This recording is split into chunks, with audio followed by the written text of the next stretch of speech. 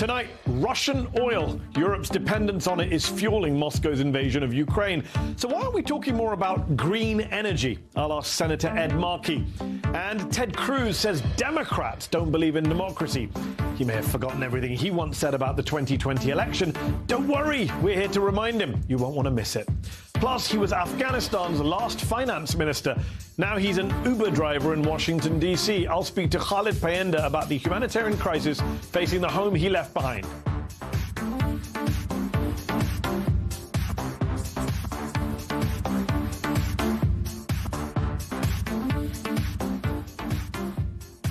Good evening, I'm Mehdi Hasan. For the last few days, the White House has been in damage control mode after President Joe Biden said this about Russian President Vladimir Putin during his trip to Poland. For God's sake, this man cannot remain in power. Critics slammed Biden, saying the remarks amounted to calls for regime change. And to be clear, I agree that it was a dangerous thing to say. Biden has since clarified that he was expressing his own personal moral outrage over Putin's behavior and not, in fact, calling for regime change in Moscow as U.S. policy. But here's something important that he did call for in that speech in Warsaw. Europe must end its dependence on Russian fossil fuels, and we, the United States, will help. End dependence on Russian fossil fuels, Biden says. And he's right.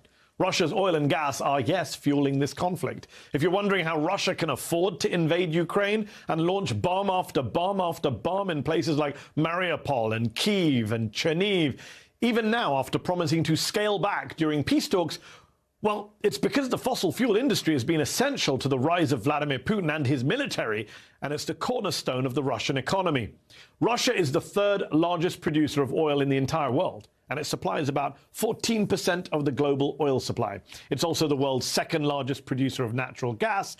Together, oil and gas make up a whopping 45% of Russia's economy.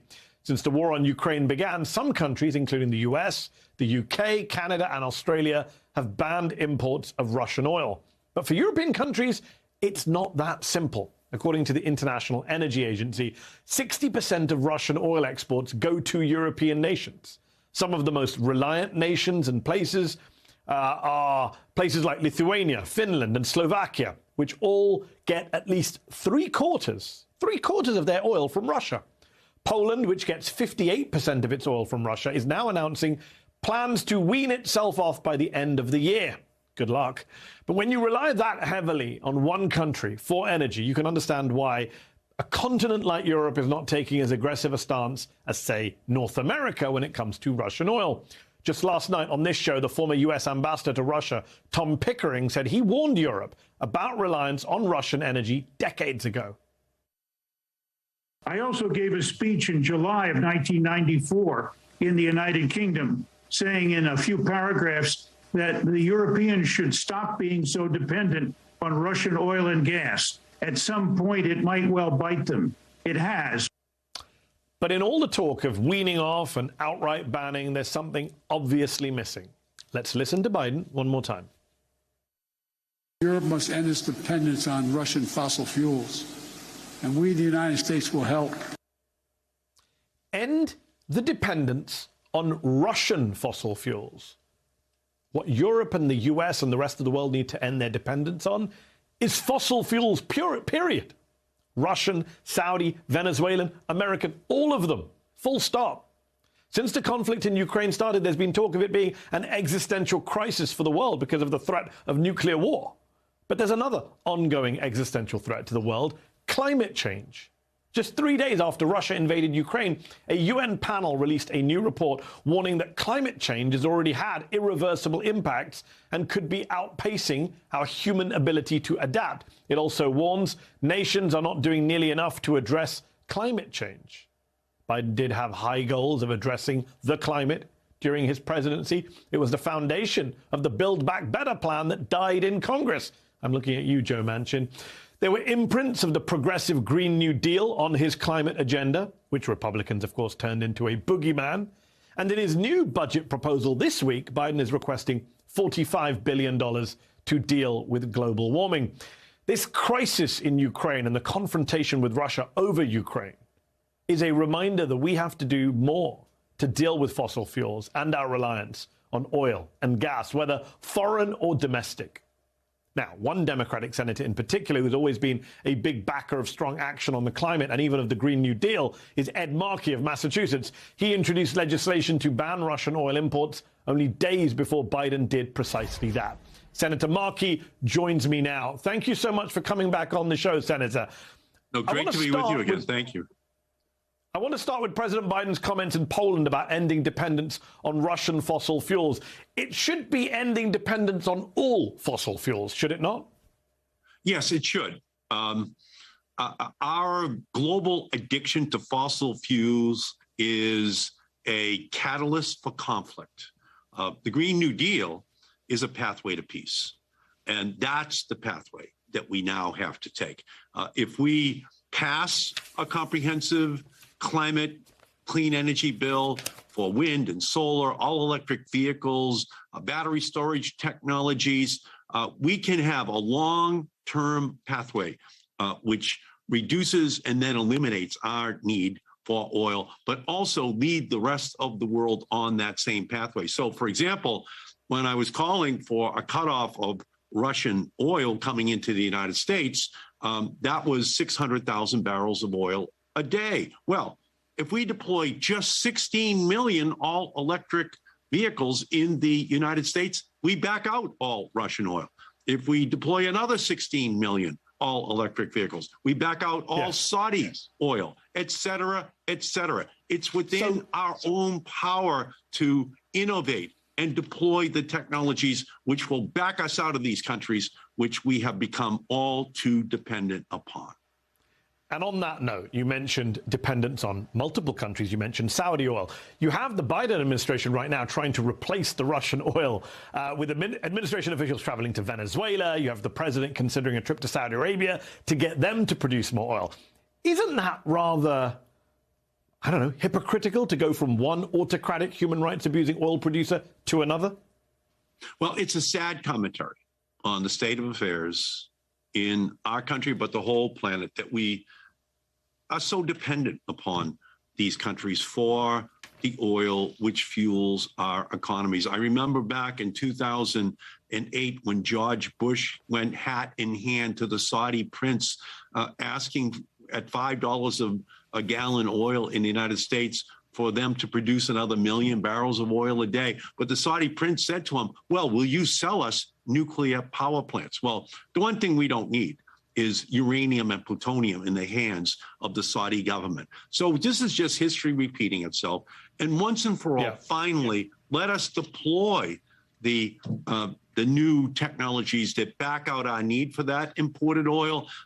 We have it in our power to do that. Otherwise, we will be compromising democracies because we are forced to deal with autocracies that control the fuel that drives the economy of the planet.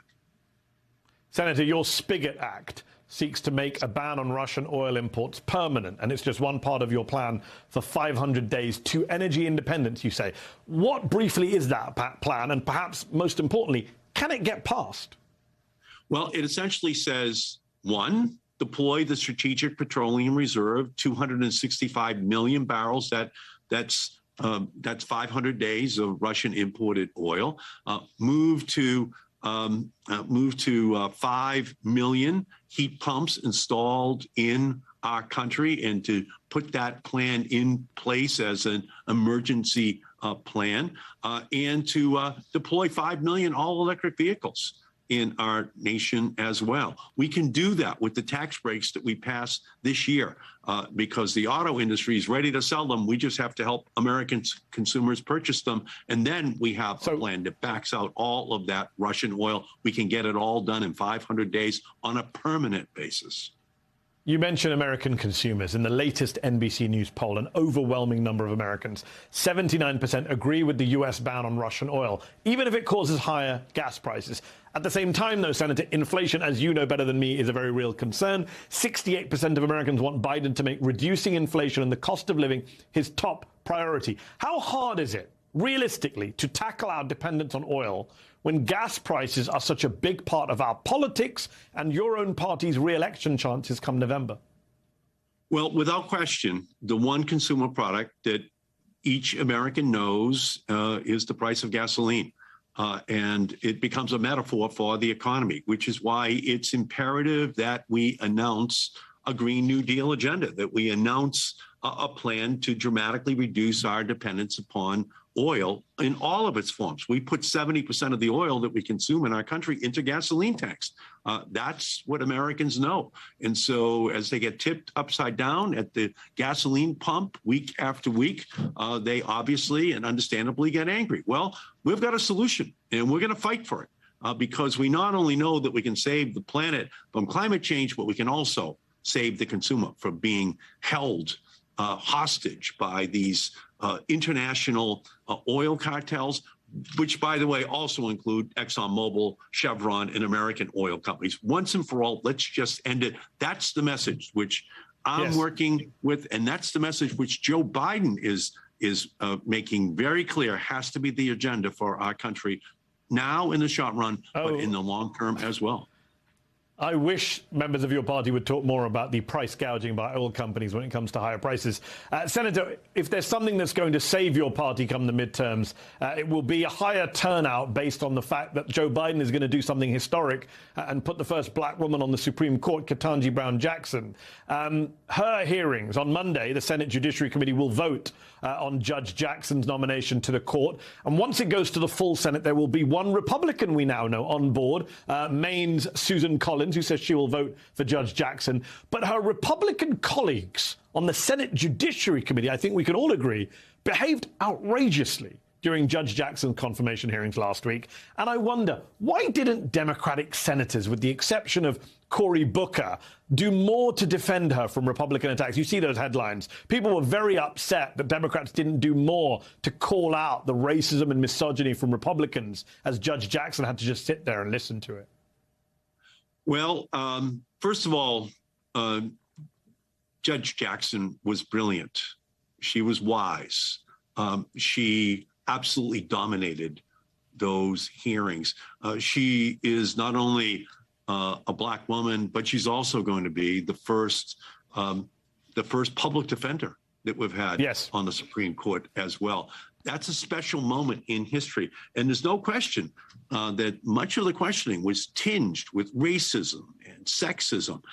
And I think that the response that we've heard from the American people has led to a wellspring of support for her nomination to the Supreme Court. She's become, like Thurgood Marshall, somebody who can be a big difference maker for the long term, just by the very fact that she is sitting there. So my hope is that Susan Collins is going to be followed by other Republicans as well, who realize that what happened in those hearings cannot be allowed to stand as representative of what the Republican Party in our country today stands for. There's been talk of reviving some version of the Build Back Better bill. Progressives are trying to get childcare back into that bill. But there's always been the Joe Manchin factor. He helped kill Build Back Better. He's now come out against Joe Biden's billionaires' minimum income tax, which was revealed in the budget just this week. Joe Manchin said yesterday, no. And I know the president once said, in a 50-50 Senate, you have 50 presidents. But isn't it really just one? And that one is President Joe Manchin. And he seems to have more power and influence these days than President Joe Biden. Well, we have to work, obviously, with Senator Manchin. We have to get to 50 votes so that the vice president can break the tie. And he's said good things about an energy package. We have to work with him. He said good things about prescription drugs. We have to work with him. We have to have a package, however, that gets 50 votes.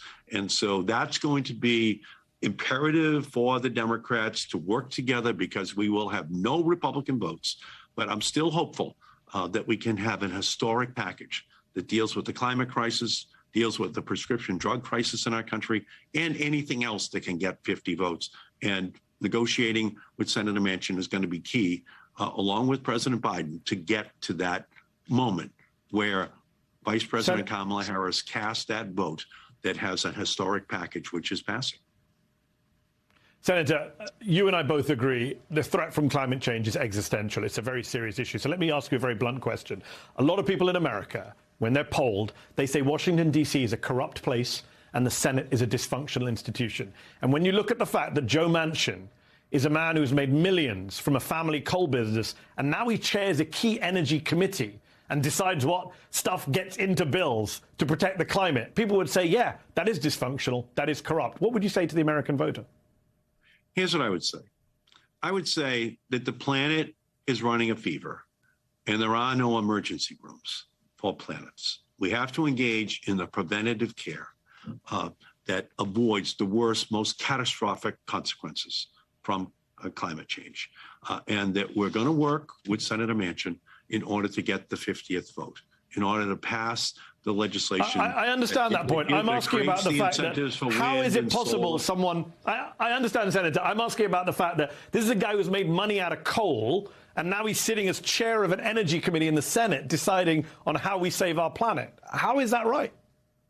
Well, ultimately, he says that he wants to work to find a comprehensive energy and climate package. And so we will do that. And out of it will come, ultimately, the package, which will give hope to future generations that we did respond to this crisis. That's what I'm working towards. That's what President Biden is working towards. And that's what we have to do in partnership with Senator Manchin. And I'm going to use every single day until we have that signing ceremony in the Rose Garden to accomplish that goal. I hope you do. I hope you can. Senator Markey, an important conversation. Appreciate you taking time out to join us on the show tonight. Thank you. We live in an Orwellian political world in which Republicans want you to believe black is white, up is down, hot is cold.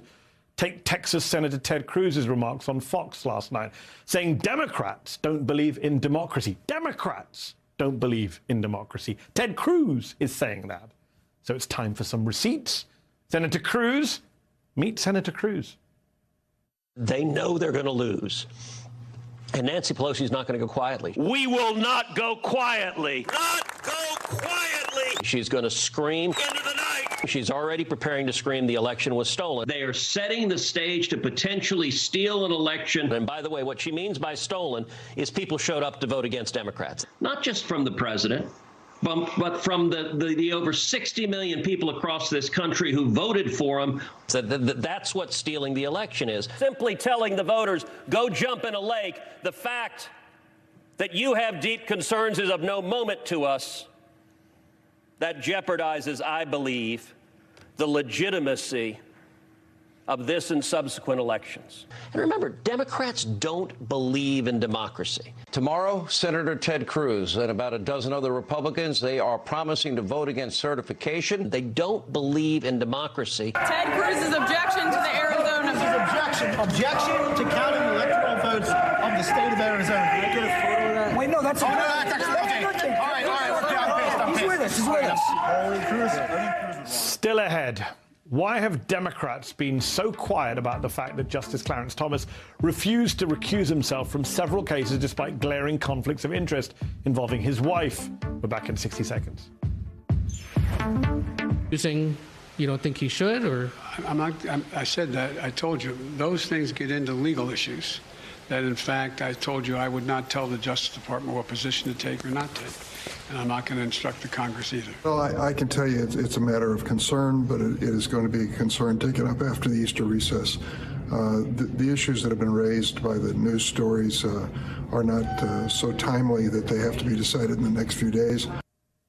We're about to mark 1 week since the Washington Post and CBS News broke the huge story of Ginny Thomas, the wife of Supreme Court Justice Clarence Thomas, sending text messages to the White House Chief of Staff urging the Trump administration to find ways to overturn the 2020 election and even lock up the Biden family at Gitmo. Crazy stuff. Which means we've known for nearly a week now that a Supreme Court justice ruled on cases about the 2020 election and the January 6th insurrection after his own wife had been in contact with the White House about trying to overturn the results of that election, according to materials handed over to Congress. And I'm happy to say that Democrats have responded to these revelations with purpose and urgency. Who am I kidding? No, they haven't. President Biden says that Clarence Thomas's recusal is up to the Justice Department and the 1-6 committee. No, Mr. President, it isn't. Senator Dick Durbin, who chairs the Judiciary Committee, calls the matter concerning, so concerning, in fact, that his committee will examine the issue when it returns from Easter break in 4 weeks' time. And when House Speaker Nancy Pelosi huddled with members yesterday, according to NBC News, she was, quote, fired up about Justice Thomas. Fired up sounds promising. But here's what she said about recusal. It's up to an individual justice to decide to recuse himself if his wife is participating in a coup. Was that sarcasm? Who knows? But it's certainly not a plan of action. I guess we shouldn't be surprised. Remember how Nancy Pelosi used to say it wasn't worth impeaching Trump? Until it was. Meanwhile, we certainly shouldn't be surprised how Republicans have handled these revelations.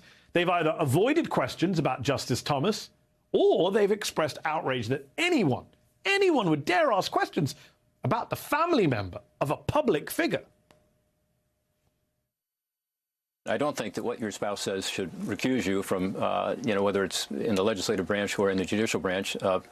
That would be a new precedent. The idea that Ginny Thomas's wife is supposed to sign off on her texts and on her work with her husband as if he's in charge of her in some way, isn't that misogyny? This is a bad development where now public officials' families are now the target of all this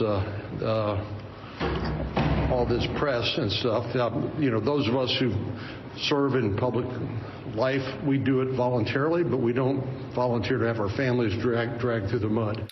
He's right. You should never, ever drag a public figure's private family through the mud.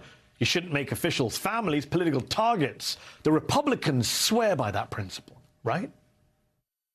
Hunter Biden knew exactly who he was dealing with. We had Billy Carter, now we have Hunter Biden. I'll tell you what, Mr. Chairman, I seek unanimous consent to enter into the record of this committee the contents of Hunter Biden's laptop, which I'm in possession of. Look, I'm not disputing that Hunter Biden, son of Joe, may have made a lot of money abroad thanks to his last name, but he's not a politician or a public figure in any conventional sense. He's not impacting public policy in any demonstrable way. Ginny Thomas, on the other hand, is hardly a private citizen. She is a very influential player in Washington. She has sat on the boards of right-wing lobby groups. She has met with President Trump at the White House to discuss policy. And not only was she at the Save America rally on January the 6th, but according to the New York Times, she was respected enough among the organizers to play a peacemaking role among competing factions. In fact, her political activism presented conflict for Justice Thomas well before the 2020 election. As Trump's Muslim ban was facing legal challenges, Ginny Thomas got more than $200,000 from a group whose leader also filed an amicus brief to the Supreme Court supporting the ban, according to reporting from the New Yorker. Justice Thomas later voted to uphold a revised version of the Muslim ban and didn't declare that money. So no, Ginny Thomas is not just the wife of a public figure leading a private life away from power. Ordinary private citizens don't text the White House chief of staff to try and overturn an election result. But if you need any more evidence that this is all bad faith nonsense from the Republican Party, that they don't actually care about keeping family off limits, just listen to their leader, the former president, in an interview that aired just yesterday. As long as Putin now is not exactly a fan of our country, let him explain because Chris Wallace wouldn't let me ask the question. Why did the mayor of Moscow's wife give the Bidens, both of them, $3.5 million for, that's a lot of money. She gave him $3.5 million. So now I would think Putin would know the answer to that. I think he should release it. I think we should know that answer. Astonishingly, that was the Republican frontrunner for president in 2024 asking Vladimir Putin for damaging information on Hunter Biden, son of Joe. So you can ask an accused foreign war criminal for dirt on the president's son, but to ask a Supreme Court justice to explain the potentially illegal behavior of his Republican activist wife, that's just dragging a family through the mud. Gotcha. Still ahead, as peace talks falter between Kyiv and Moscow, what can the Russian war in Chechnya more than 20 years ago tell us about what might come next? Just a day after Ukrainian negotiators sounded optimistic about the progress at peace talks in Turkey, mixed messages today from Moscow. Yesterday, Russia claimed they would scale back their attacks on Kyiv and Chernihiv, but US officials remained skeptical then, viewing Russia's troop movements not as a withdrawal, but an attempt to resupply and reposition their forces. That was yesterday. And today, that skepticism appears justified. As you can see, Russia is still very much shelling Chernihiv. This is footage from earlier today. So what comes next? As we've pointed out on this show over the past 5 weeks, recent history can be particularly illuminating. The fact that we're even talking about a peace deal is a testament to how successful Ukraine has been in defending their country. In some areas, Ukrainian forces have retaken territory from Russian invaders. But this isn't the first time the Russian military has faced serious setbacks and responded with brutality. The story of Vladimir Putin and the war in Chechnya is one worth revisiting, a story I laid out on this show earlier this month. What is Vladimir Putin capable of? In less than a month, he has made refugees of more than 2.5 million Ukrainians. His forces have laid waste to entire cities and killed thousands of people. He's lost scores of his own ill-prepared, poorly led, invading soldiers. The Russian war on Ukraine has not gone according to Putin's plan, but there is no indication that he's ready to slow down, even with much of the international community united against Putin. So how long can it last, and how bad can it get? To try and understand the answers to those vital questions, we need to look at Chechnya. Yeah, Chechnya, the majority Muslim former Soviet republic in the Caucasus that successfully declared its independence after the Cold War and fought Russian troops to a stalemate in the mid-1990s. But fast forward to 1999 and things changed. On August 7th, Chechen forces entered neighboring Dagestan. They were there to help rebels seeking to declare that republic's independence from Russia. Just a week after that, Russia's parliament picked its next prime minister, an obscure city official and ally of President Boris Yeltsin named Vladimir Putin. The following month, September 1999, apartment blocks in 4 major Russian cities, including Moscow, were firebombed, killing more than 300 innocent people and stoking fear across the country.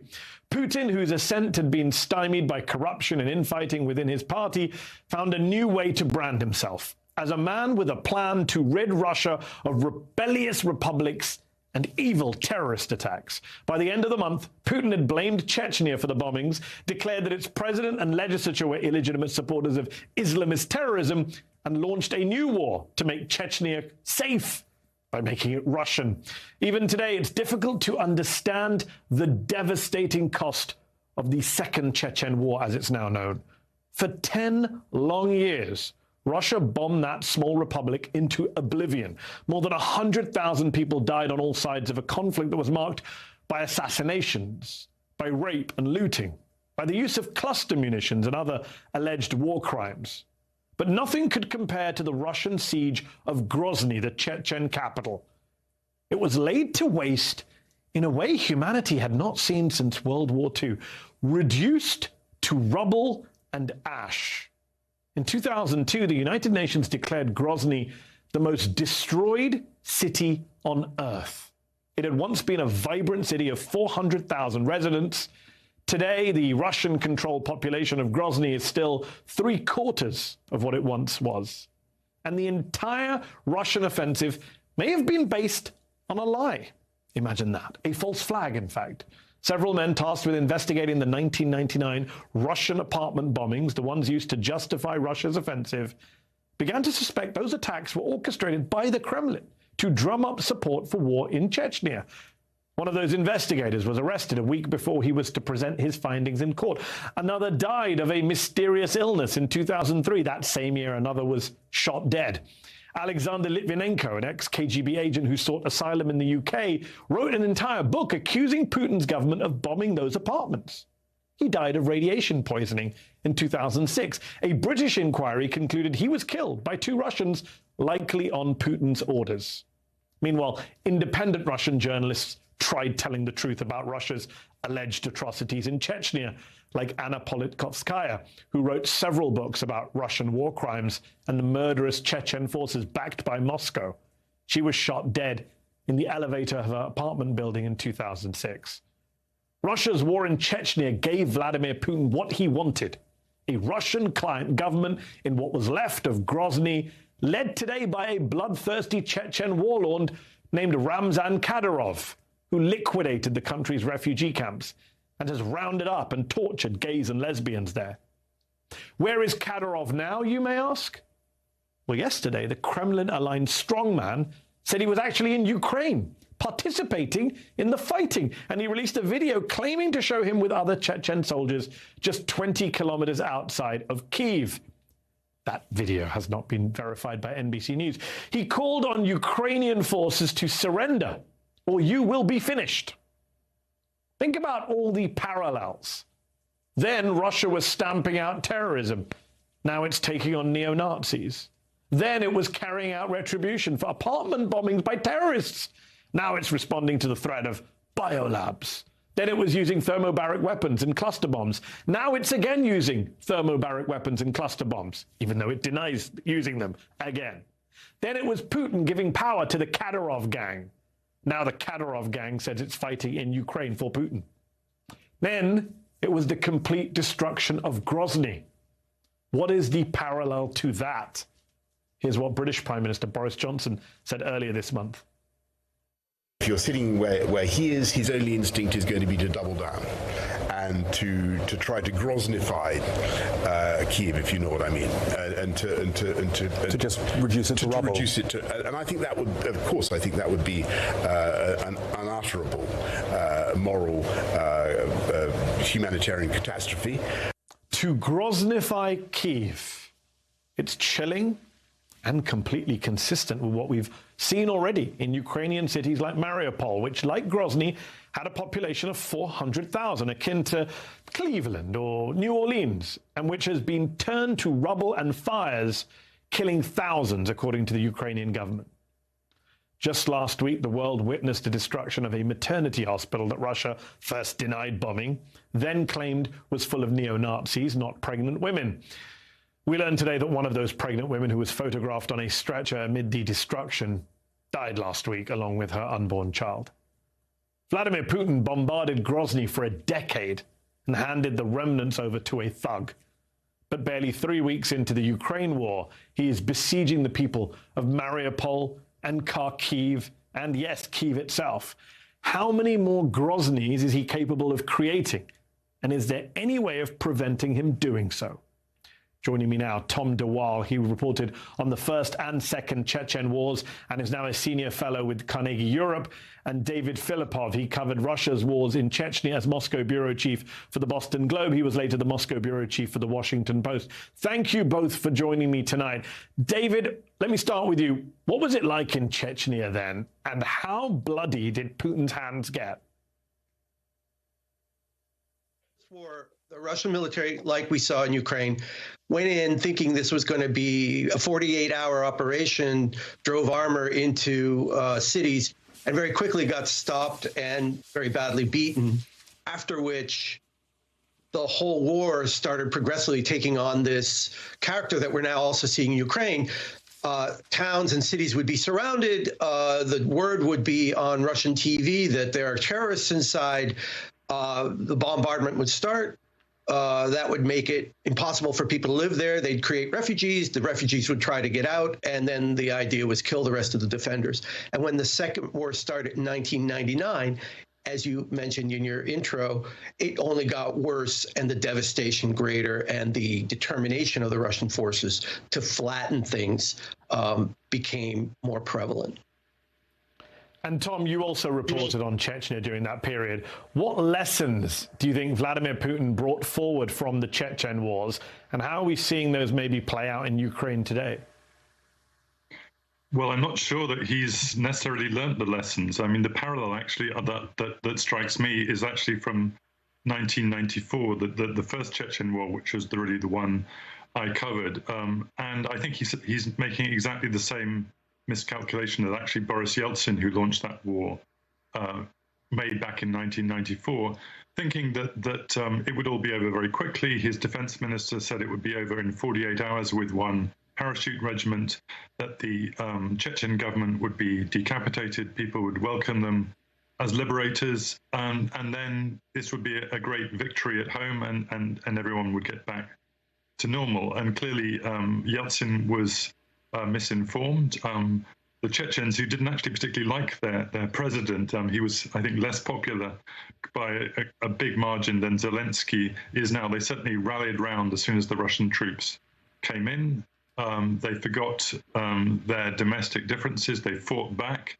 And as David has said, when a ground offensive ground to a halt in Grozny, they ruthlessly just turned to kind of World War II methods of air power, artillery, urban warfare, and it got absolutely hideous. And I'm afraid we're just seeing a replay of that. And also, I would add that they don't have, just as in Chechnya, they don't have an alternative leader.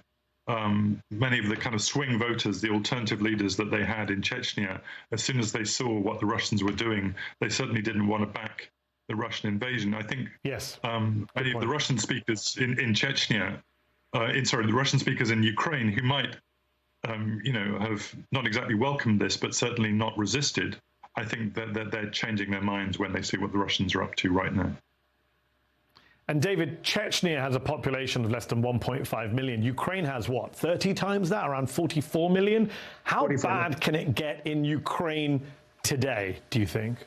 Well, again, as Tom said, the mistake that Putin made here in Ukraine is the same one that the Russians made in Chechnya, which is that people in Chechnya wanted to be Chechens as soon as the troops come in. Now everybody's a fighter. Wars of occupation are very difficult because it turns out that maybe they were indifferent before about whether they're Ukraine, whether they're Russians in Ukraine. Now you have a country of 44 million people that doesn't want to be occupied. It's an impossible task for the troops, for the amount of troops that Putin has in there now. What is it, 140,000? That's impossible to occupy that size. To give you an example, Russia had several divisions in Chechnya and was not able to pacify Chechnya because wherever they would chase the insurgents out, they'd pop up someplace else. I mean, we've seen this from the United States in Afghanistan and Iraq. It's very difficult to win a war of occupation. Tom, what do you make of this claim by Ramzan Kadyrov over the past 24 hours, this pro-Putin Chechen leader, that he's in Ukraine, he claims, and also of Putin's reliance on Chechen fighters more generally? Well, it's quite plausible. I mean, Ramzan Kadyrov, he has a brand. He's the tough guy who supposedly chased out the Islamic terrorists in Chechnya, which he did to a certain extent, but by replacing them with something equally brutal, which was his own kind of sultanist, despotic rule in Chechnya with no opposition. So he has a kind of brand that he's Vladimir Putin's best friend. He obviously owes Putin for everything, and he supposedly sent people to Syria, and it's quite plausible that he's turned up in Ukraine. But we would just add that the irony of this is that this is supposedly started as a kind of Putin's war to win back a Slavic Russian people who belong to Russia, and he sent Islamic Chechens there, and he's now talking about sending Syrians there, which is a sign really of how badly that kind of Russian Slavic crusade is going for him. Because he has to fight the Nazis, Tom. He's fighting the Nazis in Ukraine, so he tells us every day. David, let's talk about some of the important differences between Chechnya and Ukraine. The first one being that the West was reaching out to Putin and engaging with him while he was laying waste to Grozny. There was no isolation back then. George W. Bush was looking into Putin's eyes and getting a sense of his soul. British Prime Minister Tony Blair was calling him a reformer, going to the opera with him. Today, the West has made a pariah out of Putin. Why the difference? Is it because Chechnya was Muslim and more easily painted as a terrorist state? No. Bill Clinton, when he called Boris Yeltsin in 1996 the Abraham Lincoln of Russia, was talking as an ally who wanted post-Soviet Russia to be part of the democratic nations of Europe. The idea was that, and even Putin in 1999, when he took over in 2000, he promised to continue the reforms. There were suspicions because this is a former KGB lieutenant colonel, but the idea is Russia is a democratic country, or we want it to be, that's dealing with an insurgency. That faded. But I mean, even in 2002, Chechens were put on the list of State Department terrorist groups. None of that in Ukraine. Ukraine's a country that borders NATO. There's 4 NATO or 5 NATO countries. I don't have my map in front of me and showing my ignorance. It's a completely different deal. It's right out in front of everybody that this is all just a land grab, a power grab, and we've been watching it for 8 years.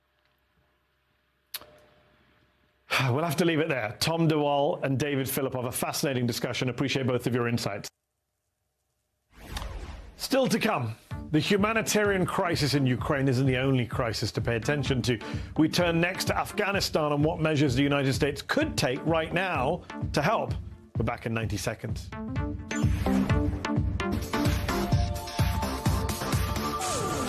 The images we've seen coming out of Ukraine have been horrible. Entire communities displaced, families torn apart, their homes reduced to rubble. It's a humanitarian crisis that is thankfully being met with an aggressive humanitarian response from across the world. Meanwhile, another horrific humanitarian crisis continues to unfold more than 2,000 miles away. 7 months after the US finished its withdrawal from Afghanistan, extreme poverty continues to ravage that nation, to the point that some are resorting to selling their kidneys just to feed their children. As we've covered on this show before, the food shortage in Afghanistan has been exacerbated by the war in Ukraine. Together, Russia and Ukraine account for more than 1/3 of the world's cereal goods. But it's not just about the supply of food, it's about the ability to even purchase food that is available. That's what makes recent decisions by the White House so consequential and, some would argue, so shocking.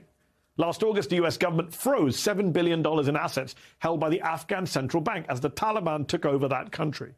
And earlier this year, President Biden signed an executive order saying the money will be split in half between humanitarian aid for Afghanistan and payouts to the families of September the 11th victims here in the US. Meanwhile, a UN plan to raise $4.4 billion in aid to Afghanistan appears it will fall well short of its goal. Keep in mind, this is a country that leaned on Western aid for up to 3/4 of its budget prior to the Taliban's takeover last summer.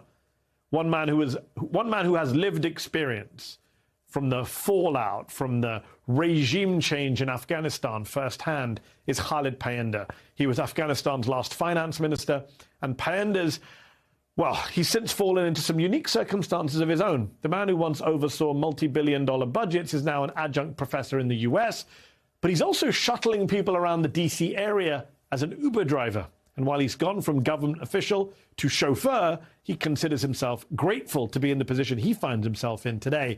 Joining me now is Khalid Payanda. I'm also joined by Mark Malloch Brown. He's the president of the Open Society Foundations and both a former Deputy Secretary General of the UN and a former foreign minister in the British government. Thank you both for joining me tonight. Khalid, let me start with you.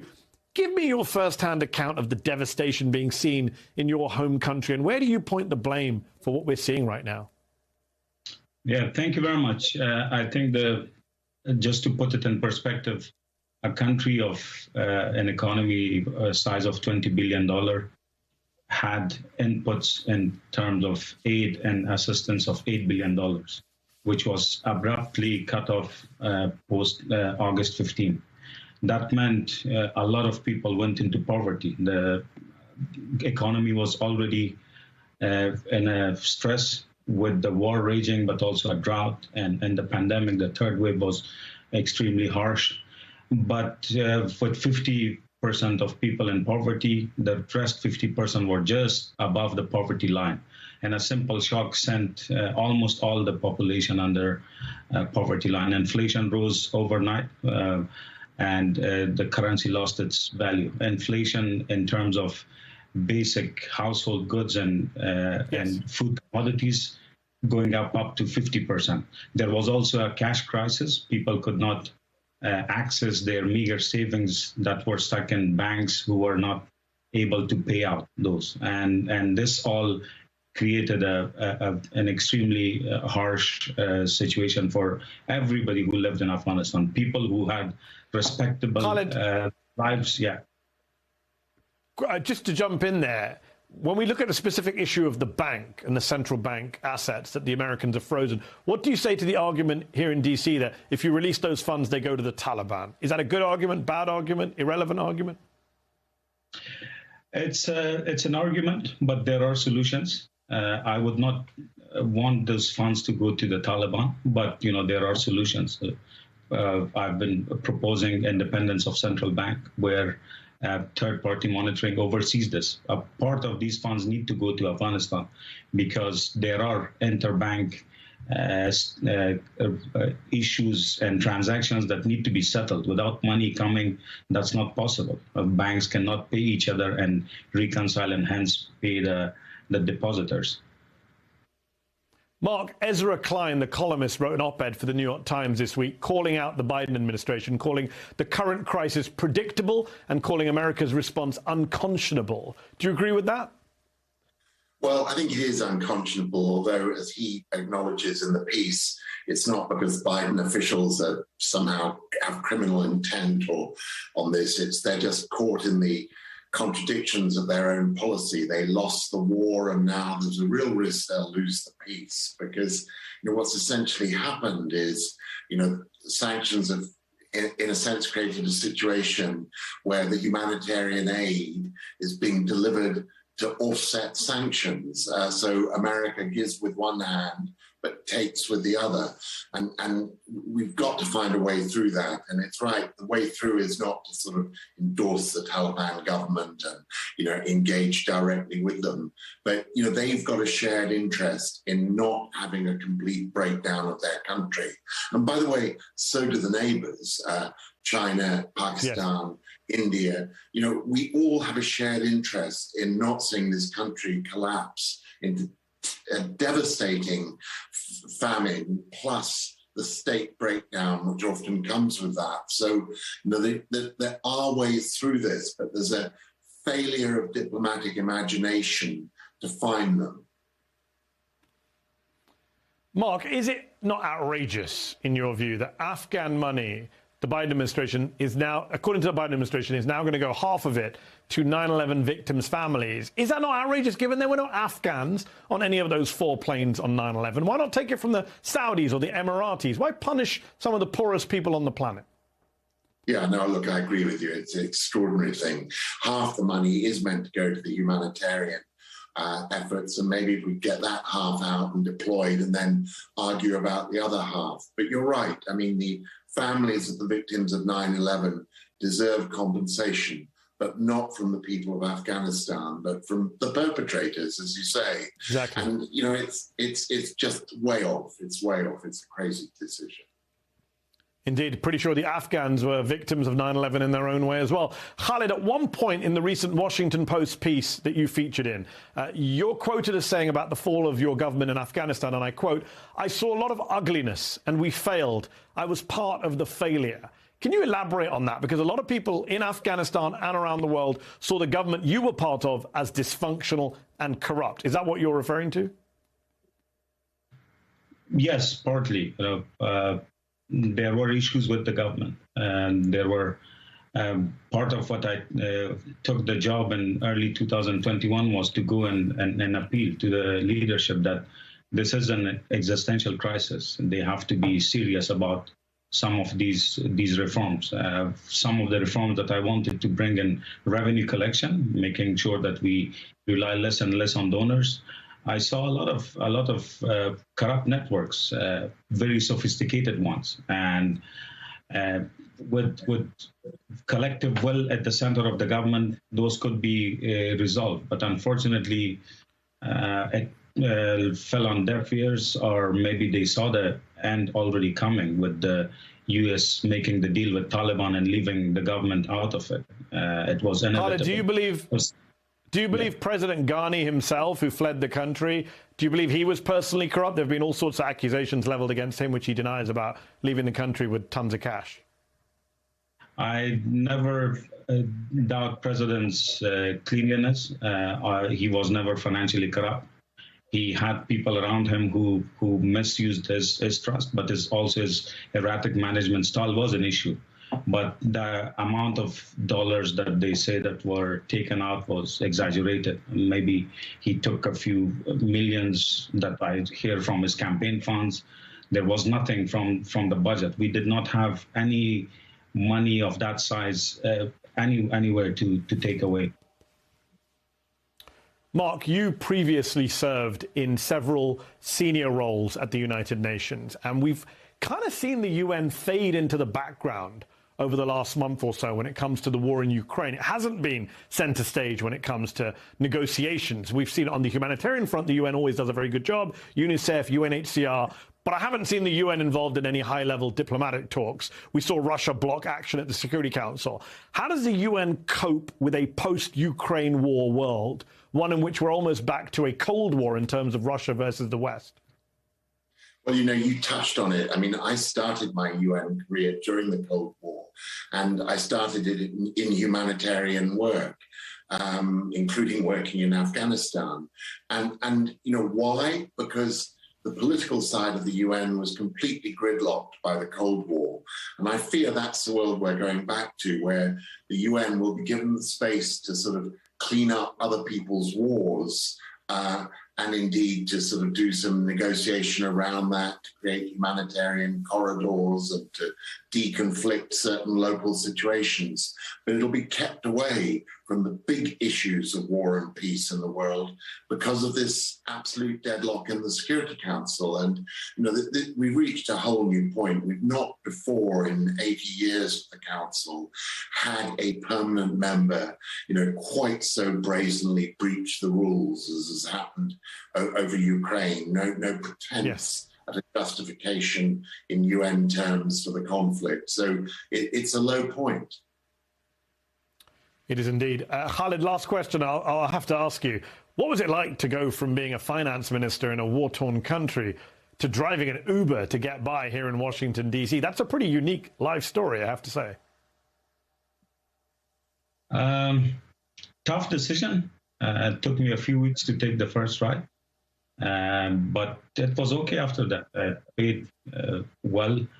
I did not have to ask any former donor organizations that I worked with. You know, I did not. I think that was harder than doing Uber. You know, asking them for a job and then they either not respond, the awkwardness of it, or also something good did not come. Hasn't come. You know. Hopefully this is a short stint, but it's an experience. It's an experience that showed me that you do not have to compromise on values if you have to. You know, there is always another way.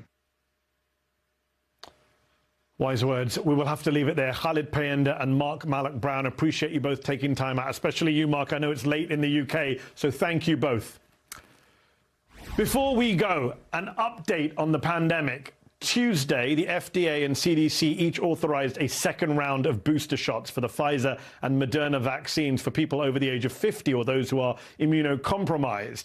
And this afternoon, the president wasted no time receiving his second booster shot, a Pfizer dose, on camera. And all of this is good news, but it has to be pointed out that fewer than 50% of those eligible have received even their first booster shot. That's largely because there was not much of a campaign to promote boosters in the first place, and now everyone's like, well, COVID's over. But even if the administration can turn that around and get more people lining up to get boosted, it's not clear if there will be funding to provide those boosters. Listen to the president himself today. We have enough supply to give booster shots to those newly eligible individuals. But if Congress fails to act, we won't have the supply we need this fall to ensure the shots are available free, easily accessible for all Americans. All of the good work that the Biden administration undoubtedly did on vaccines last year could be undermined this year. Congress needs to carry on funding the fight against COVID, including free and widely available vaccines. And the American people, all of us, need to get vaccinated and boosted. Please. That does it for me tonight. Make sure to join us on Instagram, Twitter, TikTok, and Facebook. And I'll see you back here tomorrow night, 7 p.m. Eastern, live, right here on The Choice from MSNBC. For now, from me, good night. Hi, I'm Mehdi Hasan. Thanks for checking out our channel on YouTube. You can see more of The Mehdi Hasan Show by clicking on any of the videos on this screen. And make sure you subscribe below to stay up to date on the day's biggest stories. Thank you for watching.